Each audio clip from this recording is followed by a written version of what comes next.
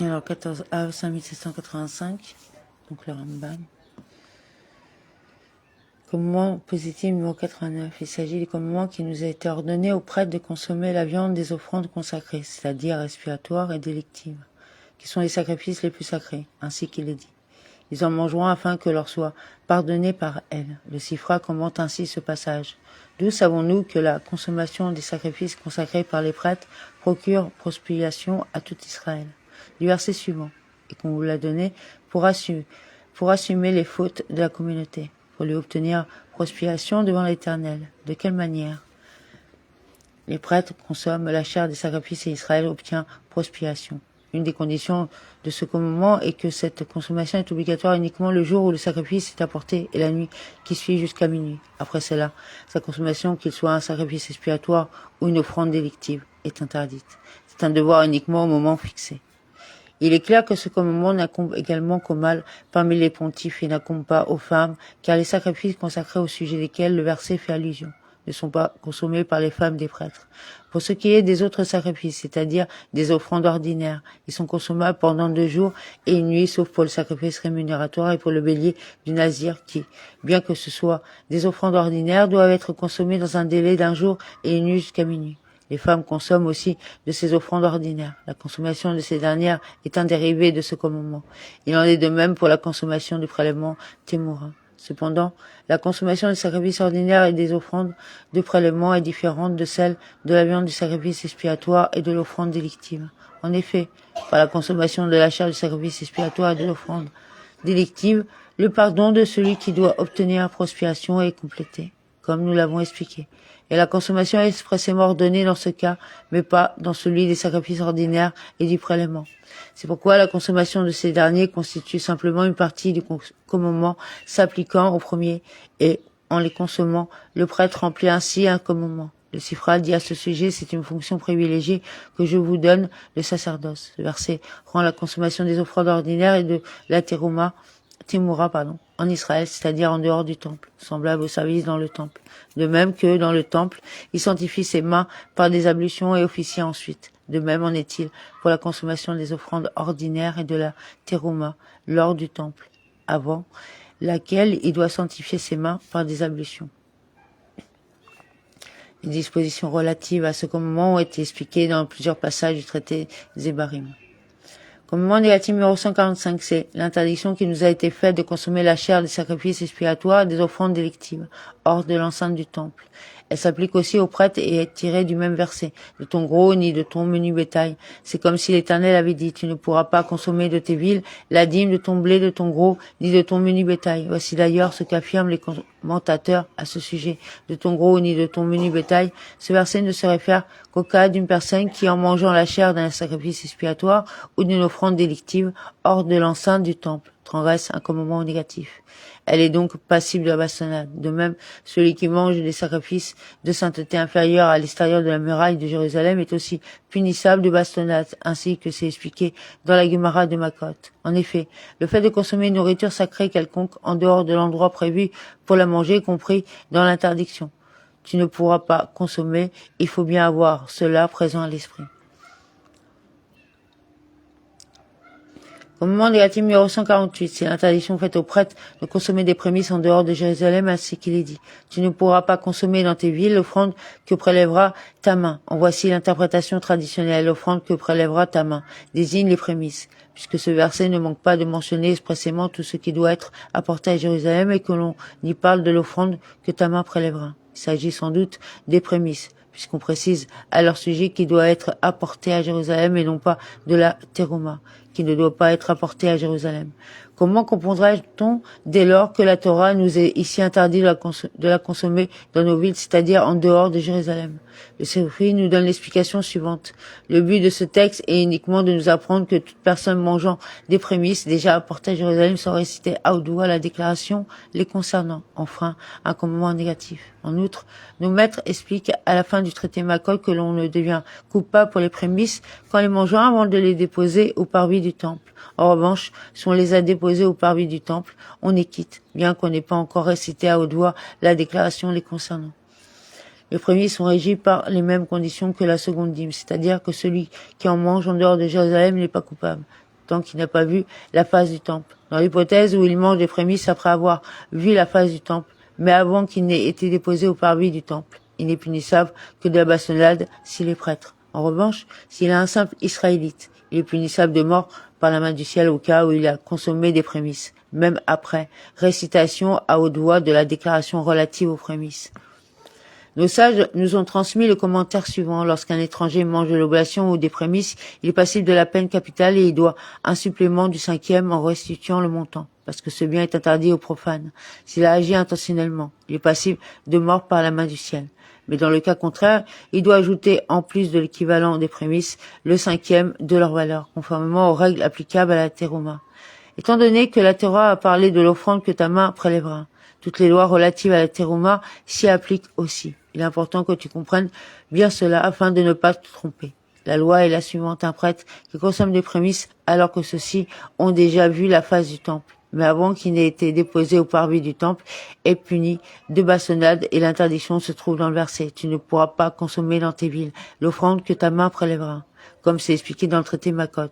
C'est la même règle que pour un simple Israélite, punissable lui aussi de bastonnade s'il mange la seconde dîme en dehors de Jérusalem, même si elle lui appartient. En revanche, un simple Israélite qui a mangé des prémices après que ceux-ci ont vu la face du temple est punissable de mort par la main du ciel, quel que soit l'endroit où il les mange. Et cette interdiction est contenue dans ce verset: nul profane ne mangera d'une chose sainte, ainsi que nous l'avons expliqué à propos du commandement négatif numéro 133. 3 Prakim, Amen. 14 Av 5785, c'est faire Avoda, loi relative au rituel des sacrifices, chapitre 7. C'est un commandement positif de faire les sacrifices expiatoires conformément aux prescriptions mentionnées dans la Torah. Comment procède-t-on pour le sacrifice expiatoire qui est consommé par les Kohanim? On égorge l'animal et on applique le sang sur l'autel, comme nous l'avons expliqué. Puis on dépouille l'animal et on extrait les parties sacrificielles, que l'on sale et que l'on jette sur le feu de l'autel. Si le Kohen préfère placer ces parties dans un récipient plutôt que de les prendre à la main pour les porter sur l'autel, il peut le faire. Le reste de la chair est consommé par les Kohanim mâles dans le parvis. Comment procède-t-on pour les sacrifices expiatoires dont les restes sont brûlés? On égorge l'animal et on fait aspersion de son sang, comme nous l'avons expliqué. Puis on ouvre le corps de l'animal et on extrait les parties sacrificielles que l'on met dans un récipient. On les sale et on les jette sur le feu de l'autel. Tout le reste de sacrifice est sorti hors de la ville de Jérusalem et dépecé à cet endroit avec le même partage en quartier que pour l'Holocauste, tout en étant laissé dans sa peau, c'est-à-dire que la carcasse n'est pas dépouillée. On brûle ensuite ces quartiers à l'endroit des cendres définis au paragraphe 4. Il y a 3 endroits prévus pour brûler ce qui doit être brûlé hors de l'autel. A. L'un est situé dans le parvis du temple, on y brûle la viande ou les parties sacrificielles des offrandes de haute sainteté devenues disqualifiées. Les parties sacrificielles des offrandes de moindre sainteté devenues disqualifiées, les taureaux, les boucs qui sont des expiatoires brûlés si ceux-là ont été l'objet d'une disqualification, que ce soit avant ou après l'aspersion du sang. Par exemple, s'ils ont été rendus impurs ou s'ils ont été sortis du parvis avant le moment prévu, c'est-à-dire avant l'aspersion du sang, ou si la chair ou les parties sacrificielles ont passé la nuit. B. Le deuxième endroit est situé sur le mont du temple. Cet endroit est appelé Bira. C'est là que l'on brûle les sacrifices expiatoires brûlés, lorsque ces derniers ont été l'objet d'une disqualification. Par exemple, en étant rendus impurs ou en passant la nuit après avoir été sortis du parvis pour être emmenés hors de Jérusalem en vue d'être brûlés conformément à la loi.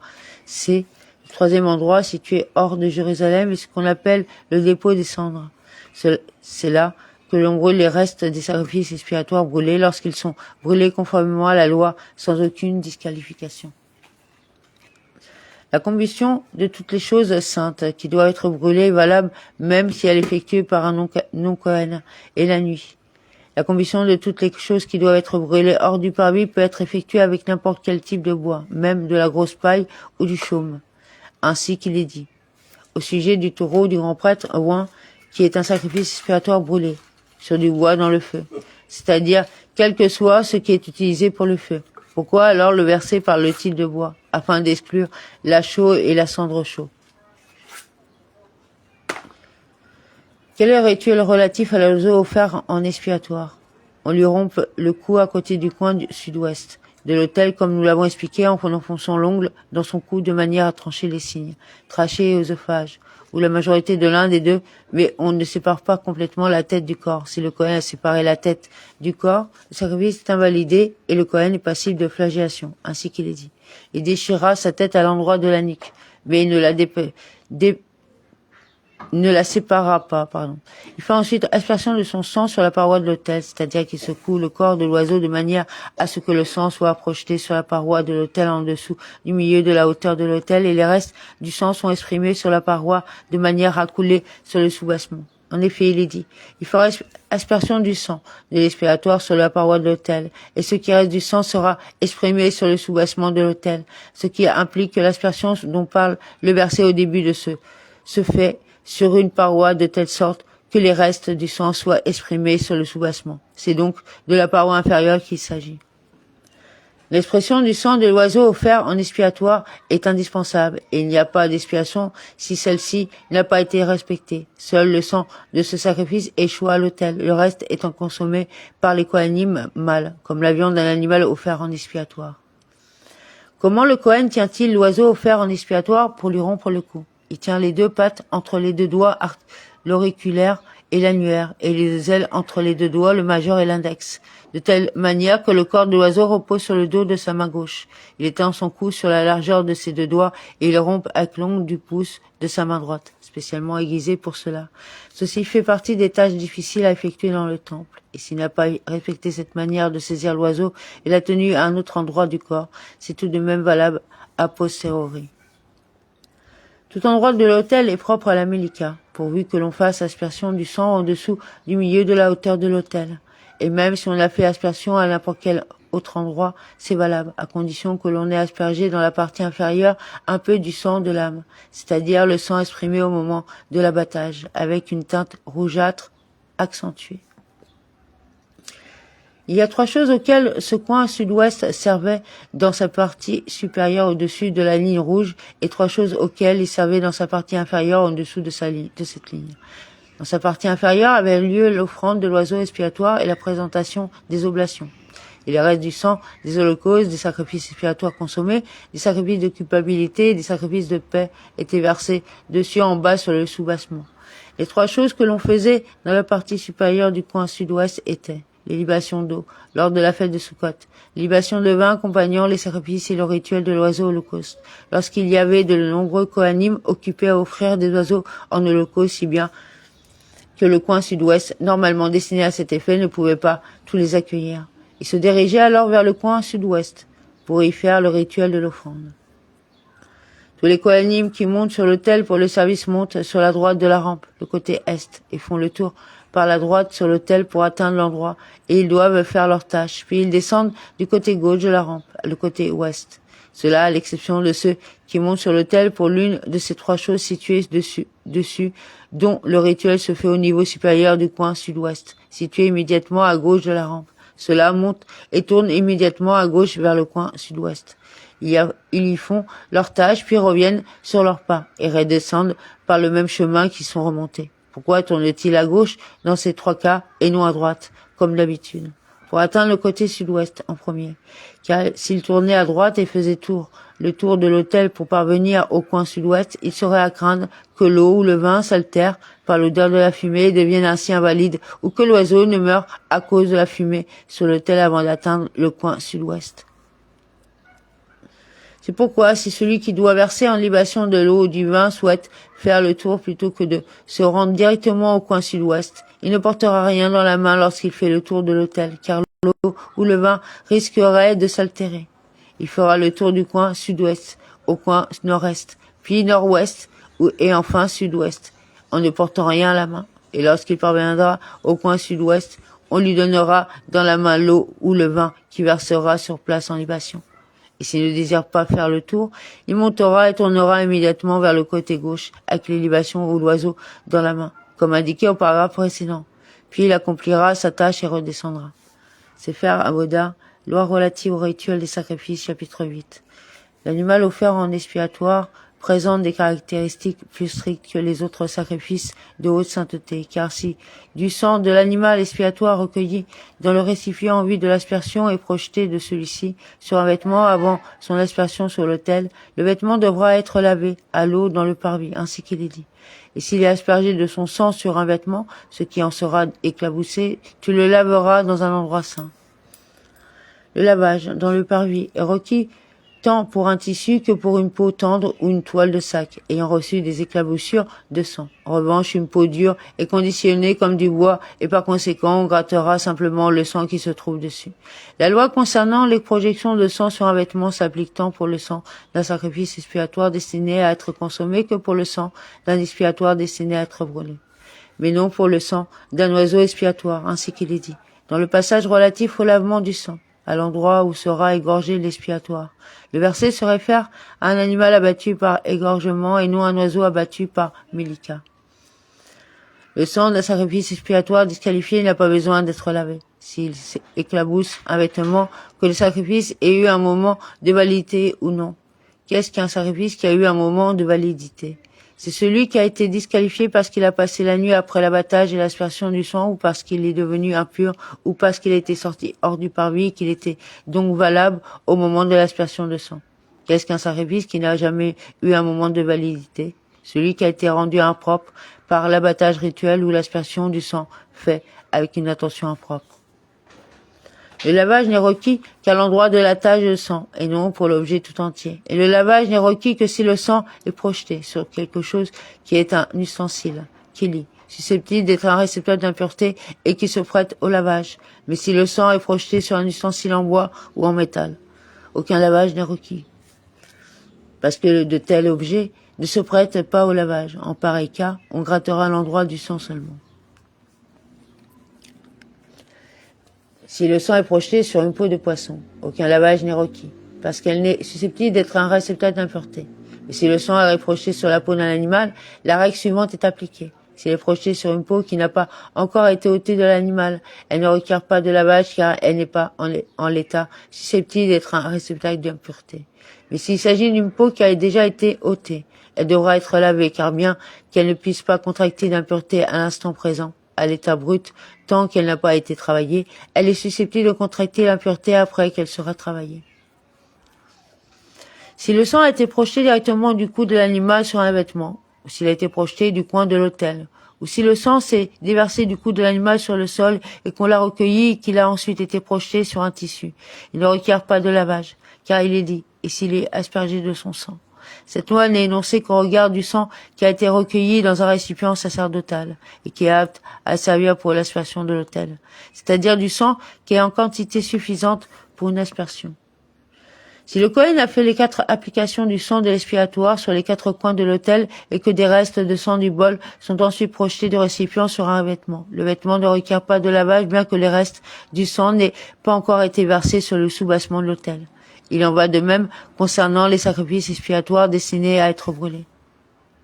Si du sang est projeté du doigt du Kohen après qu'il vient de faire une aspersion, le vêtement sur lequel le sang est projeté ne requiert pas de lavage, car les restes de sang sur le doigt sont impropres à l'aspersion, de sorte que pour l'aspersion suivante, le Kohen doit de nouveau tremper son doigt dans le récipient. Or, le vêtement ne doit être lavé que s'il est éclaboussé par du sang, qui est propre à l'aspersion sur l'autel, comme dit précédemment.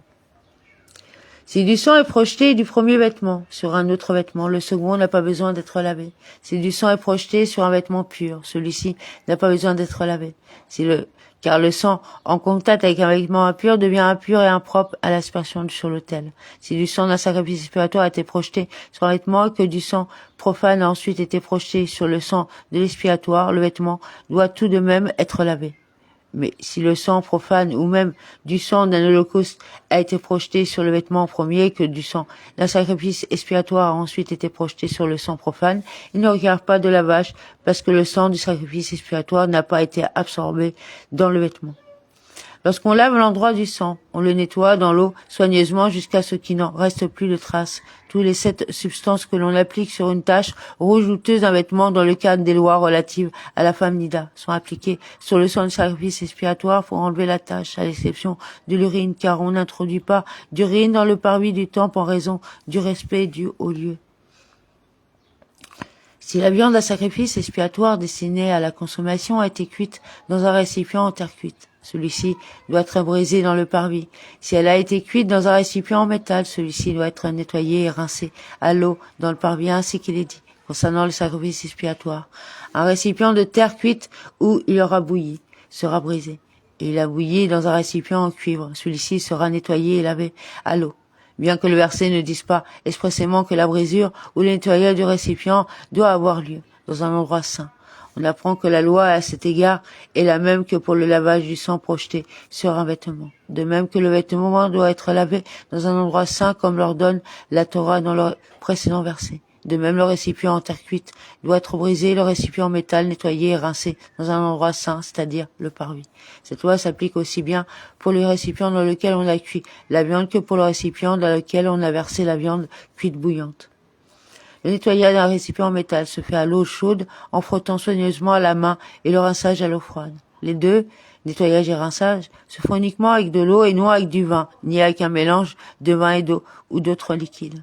Le nettoyage et le rinçage se font comme le nettoyage et le rinçage d'un verre, c'est-à-dire que l'on n'est pas obligé de s'appliquer à ce qu'il ne reste plus aucune trace. Une broche ou un grille ayant servi pour rôtir de la viande d'un expiatoire seront plongés dans de l'eau, portés à ébullition sur le feu, puis on les rincera. Dans quel cas dit-on que les récipients en métal dans lesquels la viande a été cuite doivent être nettoyés et rincés? Si on a cuit la viande dans ces récipients après que le sang a été aspergé sur l'autel conformément à la loi. Mais si on a cuit la viande avant l'aspersion du sang sur l'autel, ou si on a cuit la viande à sacrifice expiatoire dont les restes sont destinés à être brûlés, le récipient n'a pas besoin d'être nettoyé et rincé, car cette loi de la Torah n'a été dite qu'en concernant la viande à expiatoire destinée à la consommation.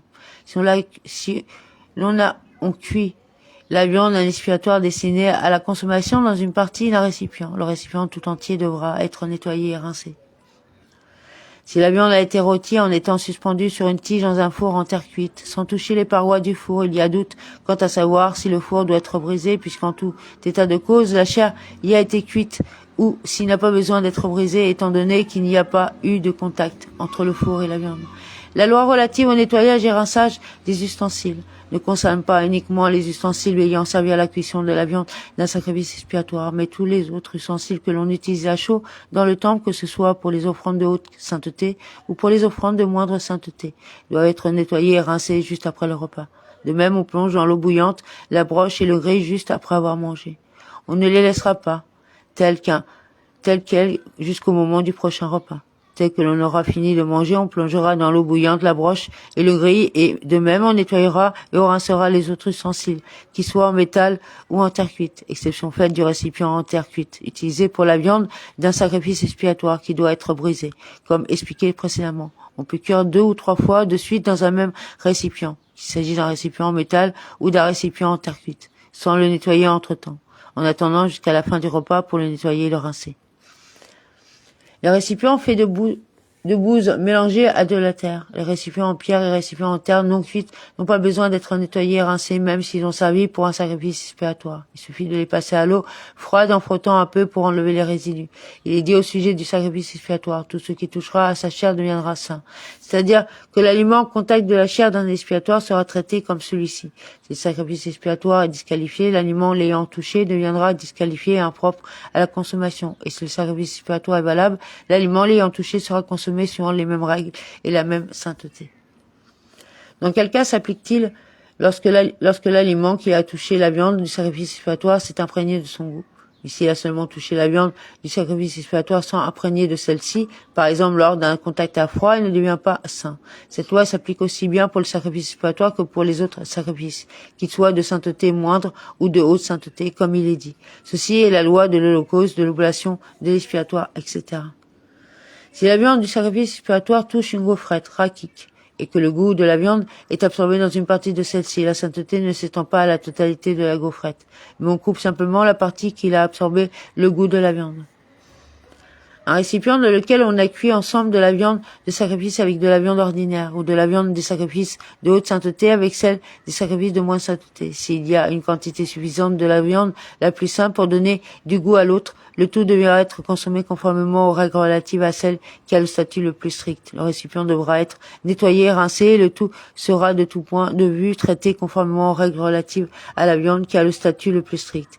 Et si la viande qui a le statut le plus strict n'est pas en quantité suffisante pour donner du goût à l'autre, cette dernière n'est pas sujette aux mêmes règles de consommation que la plus sévère et n'est pas traitée de tout point de vue comme celle-ci. Mais le récipient aura besoin d'être nettoyé et rincé.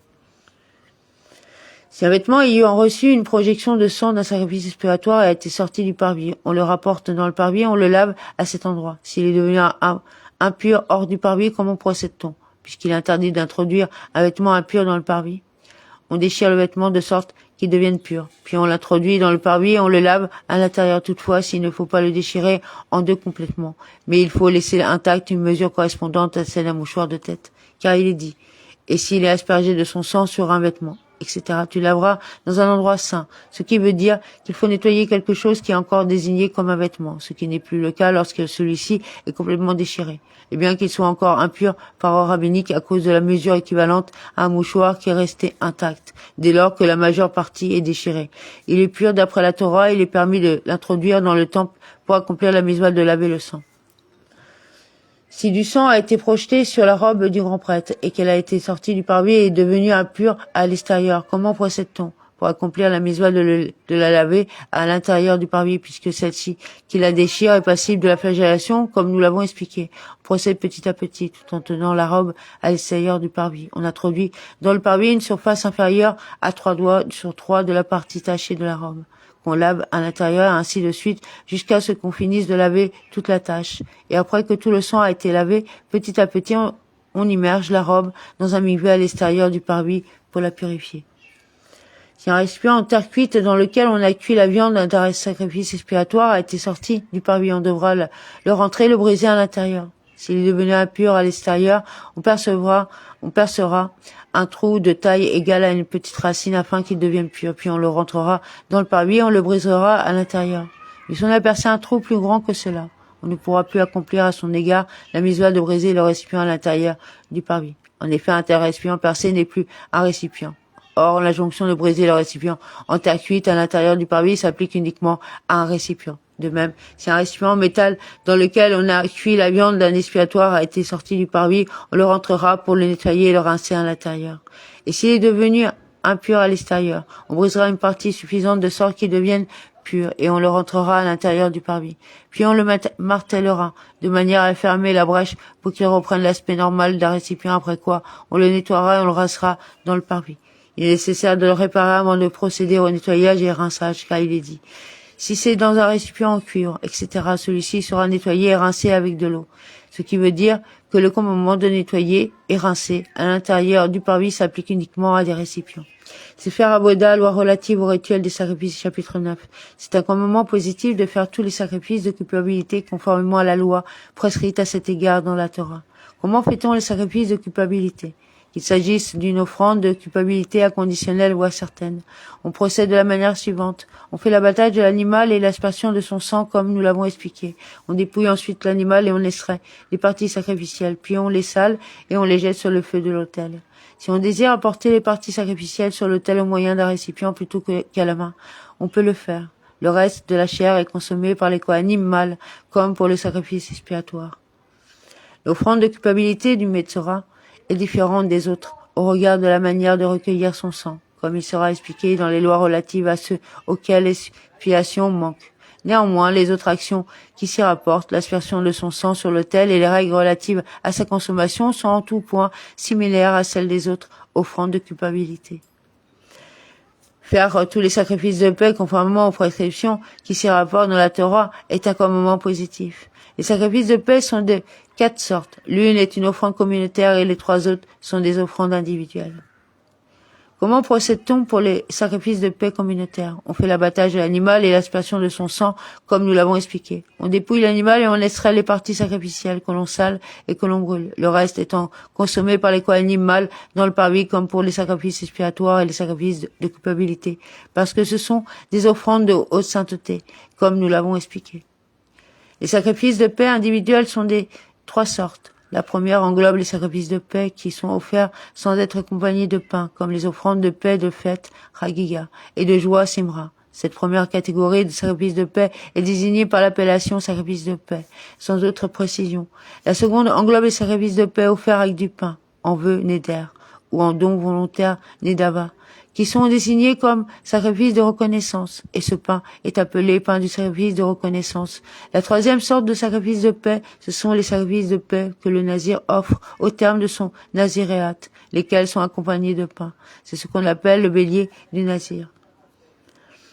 Quel est le rituel relatif à ces trois catégories de sacrifices de paix? On fait l'abattage de l'animal et l'aspersion de son sang, comme nous l'avons expliqué, puis on le dépouille et on en extrait les parties sacrificielles. On découpe ensuite la chair en quartiers et on met à part la poitrine et la jambe droite. On pose les parties sacrificielles ensemble avec la poitrine et la cuisse droite sur les mains du propriétaire. Le Kohen pose ses mains en dessous des mains du propriétaire et balance le tout devant Dieu, du côté est de l'autel. De même, à chaque fois que le balancement est requis, il a lieu du côté est. Comment le Kohen procède-t-il au balancement des parties sacrificielles de la poitrine et de la cuisse? Il étend les bras en avant. Il les ramène vers lui, lève et les baisse. Et si les offrandes est un sacrifice de reconnaissance, il prend un dixième de chaque sorte de pain qui l'accompagne, qu'il pose avec la poitrine, la cuisse et les parties sacrificielles, et il fait le balancement de tout dans les mains du propriétaire, comme nous l'avons expliqué.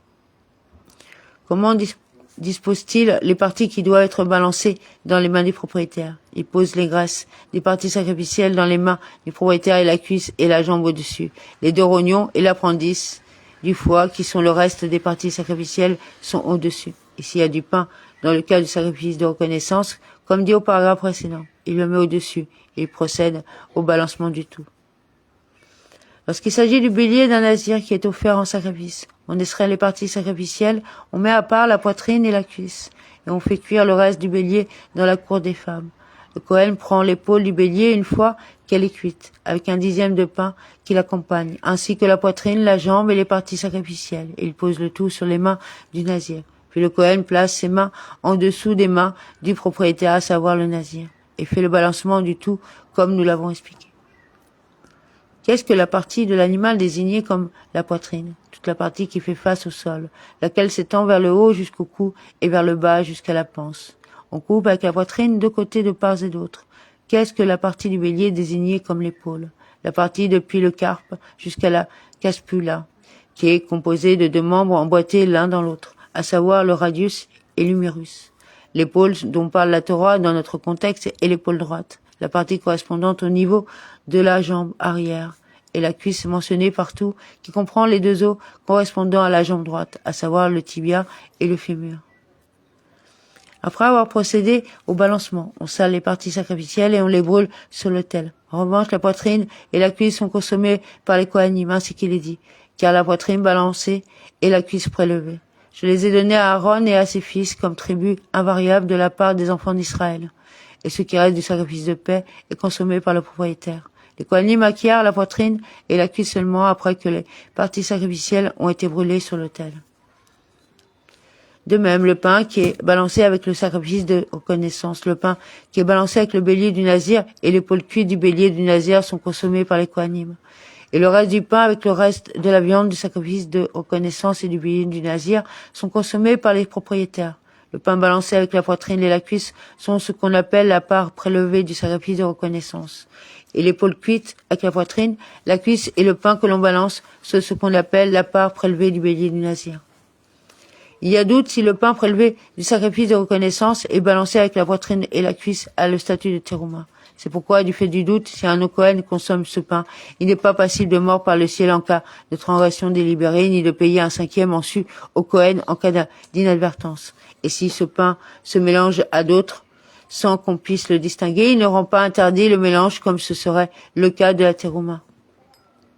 Lorsqu'un sacrifice de reconnaissance appartient à un Kohen, le reste du pain est consommé par son propriétaire comme dans le cas du sacrifice de reconnaissance d'un Israélite ordinaire, car le pain qui accompagne le sacrifice de reconnaissance ou le bélier du Nazir n'est pas appelé oblation, et il n'est donc pas visé par la même loi que l'oblation d'un Kohen qui doit être entièrement brûlé sur l'autel.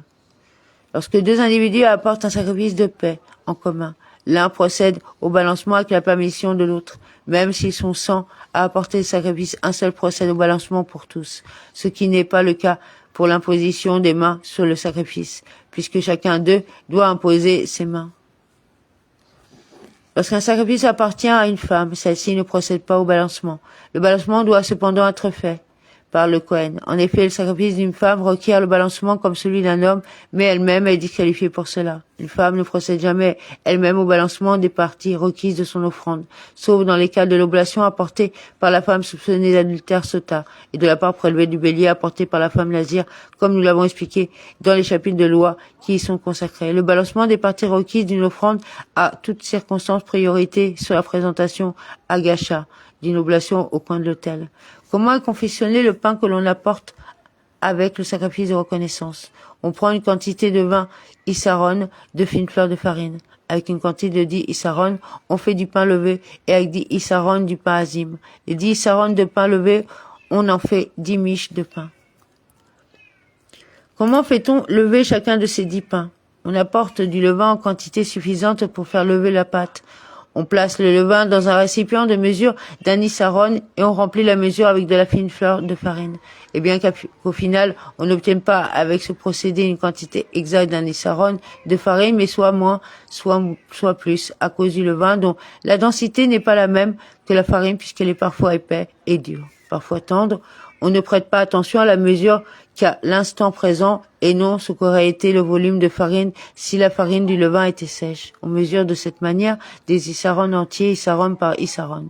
Quand on dit issaron non levé, comme indiqué au paragraphe précédent, on en fait 30 pains azim égaux, 10 de chaque sorte, 10 pains désignés comme cuits au four, 10 pains désignés comme gaufrettes et 10 pains désignés comme de la fine fleur de farine détrempée. Comment est faite la fine fleur de farine détrempée? On verse sur la farine de l'eau bouillante et on la cuit au four légèrement. Puis on la fait frire à l'huile sur une poêle ou ce qui est semblable, comme on fait frire des beignets. On met de l'huile en abondance dans la poêle. À chaque fois que la Torah parle de détrempage, c'est à cela qu'il est fait référence. Avec quelle quantité d'huile fait-on les 30 pains azim? Un demi-log d'huile. Cette mesure relève d'une loi transmise à Moïse au Sinaï. On utilise un quart de log, soit la moitié de cette mesure pour les 10 pains azim définis comme fines fleurs de farine détrempée. Une huitième de log, soit un quart de la mesure pour les pains cuits au four, et un huitième pour les gaufrettes.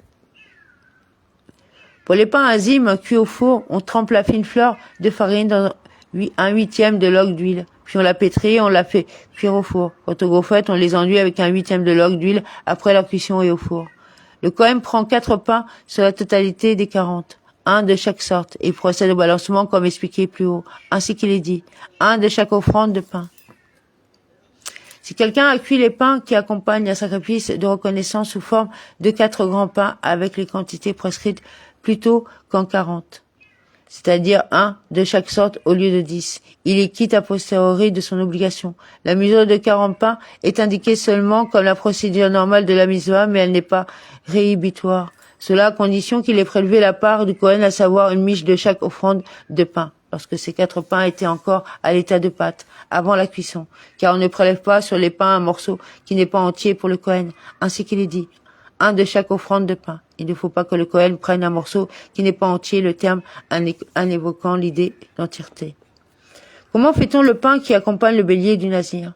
On prend 6 issaron et 2 tiers d'issaron de fines fleurs de farine et on en fait 20 pains azim de taille égale, 10 gaufrettes enduites d'huile et 10 pains dont la fine fleur de farine a été trempée dans l'huile et le tout est cuit au four. On utilise pour eux un quart de log d'huile. Cette mesure relève d'une loi transmise à Moïse au Sinaï. Le Kohen prend 2 pains sur les 21 de chaque sorte. Les 2 sortes de pains du Nazir sont indispensables l'un pour l'autre, et de même les 4 sortes de pains qui accompagnent le sacrifice de reconnaissance sont indispensables l'un pour l'autre, de sorte que si l'un des 2 fait défaut dans l'offrande du Nazir, ou l'un des 4 fait défaut dans le cas d'un sacrifice de reconnaissance, les autres sont impropres à la mitzvah. Dans les deux cas, pour le pain du Nazir comme pour le pain qui accompagne le sacrifice de reconnaissance, la préparation du pain se fait à l'extérieur du parvis. Quel est le rituel de l'offrande du premier-né, de l'animal de la dîme et du sacrifice de Pessah? Après l'aspersion du sang, comme nous l'avons expliqué, on dépouille l'animal et on laissera les parties sacrificielles. On les sale et on les brûle sur l'autel. Le reste de la viande de l'animal premier-né est mangé par les Kohanim. Le reste de la viande de l'animal de la dîme est mangé par son propriétaire. Et le reste de la viande du sacrifice de Pessah est mangé par ceux qui sont inscrits pour sa consommation conformément à ces règles spécifiques, ainsi qu'il sera expliqué dans les lois relatives au sacrifice de Pessah. Amen.